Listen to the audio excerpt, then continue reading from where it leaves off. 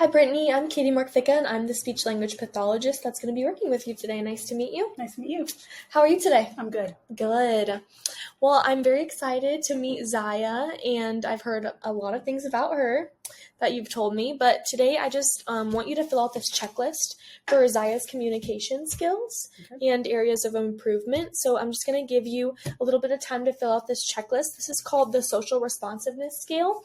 It's just going to be a questionnaire that goes from 1 through 32 on this page, and then you'll flip over on the back, and that'll be from 33 to 65.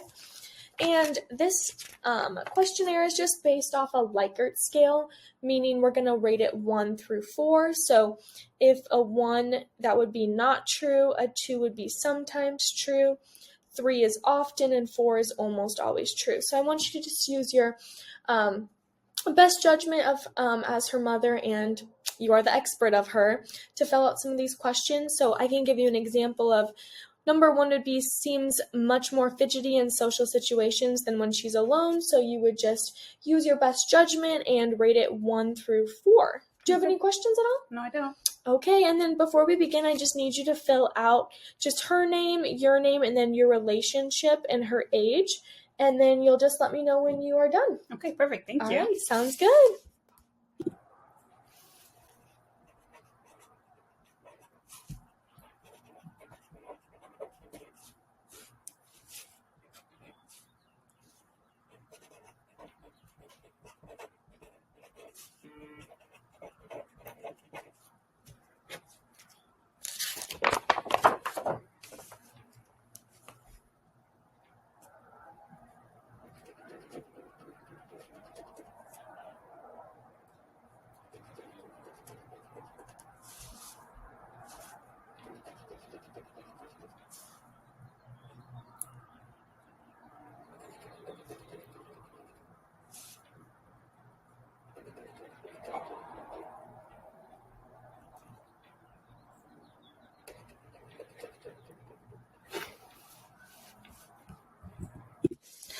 So I have a question for you. I was going through this and I kind of got stuck on one of the questions, and I just want to see if you could help me figure this out. So it said she is aware of what others are thinking or feeling, and like she's 4, so like I don't really think she really cares how other people are feeling because of her age. So how do you have any input on what I should do about that question?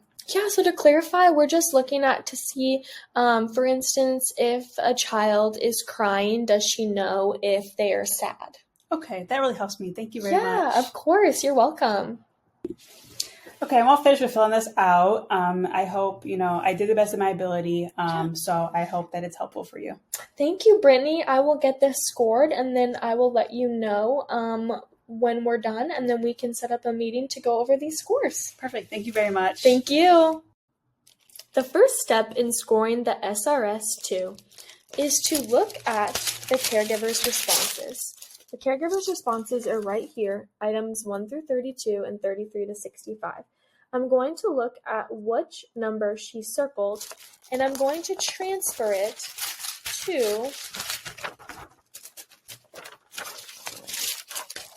this scoring sheet, and I'm going to look to see what number was circled, and I'm going to transfer it into each bolded box. So they're broken down by different characteristics, and I'm going to take that number and transfer it to the box. I will show you a demonstration of what that looks like. So for instance, looking at number 1, Brittany circled a 1.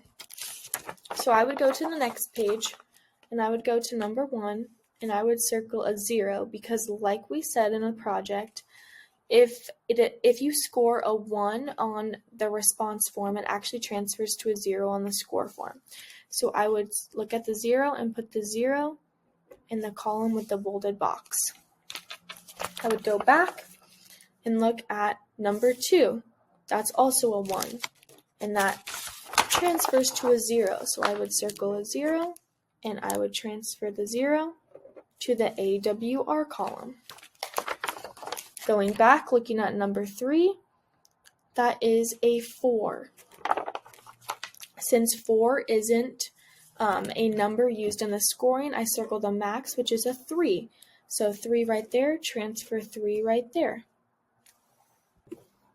Okay, so after computing each corresponding number into the bolded box, you are going to look at the first column, such as AWR, and you're going to add up how many numbers there are. So there is a 0, there's a 3, a 1, and a 3. So 3 and 3 is 6, plus 1 is a 7. So I put a 7 corresponding down to AWR. The second one is COG. So I was looking at a 1, a 3, 1, and 1, and when I added it up, it also equaled a 7. So I'm going to continue doing that until I have a raw score for each of these categories, which I did, and I have a 7, 13, 12, and a 12. Okay, so now that we have computed our scores for items 1 through 32 and items 33 through 65, as I have shown here, I have items 33 through 65. I have those numbers that I added up in these columns. Then I looked back on my items 1 through 32 and transferred those items.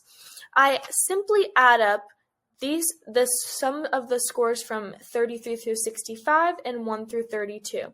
So I had an 8 and a 7, that equals a 15 for AWR. A 13 plus a 7 equals a 20 for COG, and so on.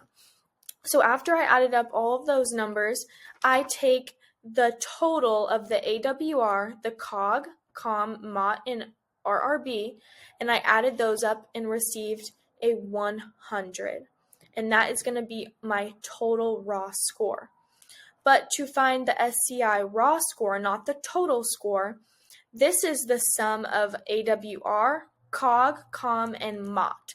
So I took 100 minus 18 because RRB was not included in that product. So with the total raw score, you take all of these numbers to get a score. And with just the SCI raw score, I take all of these numbers minus the RRB to get 82.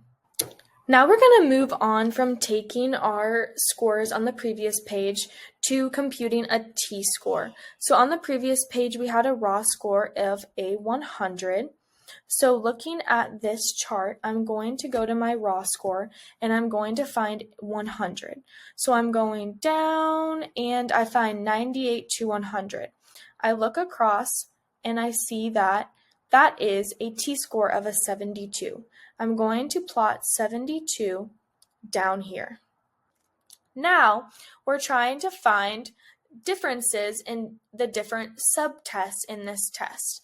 So, I'm going to go to the treatment subscales over here, and I'm going to copy my raw score from my previous page for the AWR, COG, COM, MOT, and RRB.